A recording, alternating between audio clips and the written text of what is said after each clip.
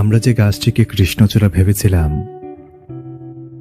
যার উদ্দেশ্যে ধ্রুবপতি বিন্যাসে কয়েক অনুচ্ছেদ প্রশস্তি লিখেছিলাম, গতকাল বলাই বাবু বললেন ওইটি বানর লাঠি গাছ।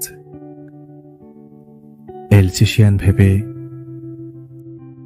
যে সারমীয় শাবকটিকে আমরা 3 মাস বকলস পরিয়ে মাংস খাওয়ালাম,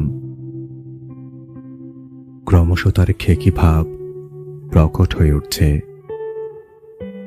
আমরা টের পাইনি আমাদের ঝর্ণা কলম কবে ডট পেন হয়ে গেছে, আমাদের বড়বাবু কবে হেড অ্যাসিস্ট্যান্ট হয়ে গেছেন,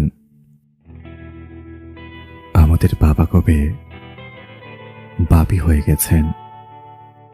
আমরা বুঝতে পারিনি আমাদের সর্বনাশ হয়ে গেছে।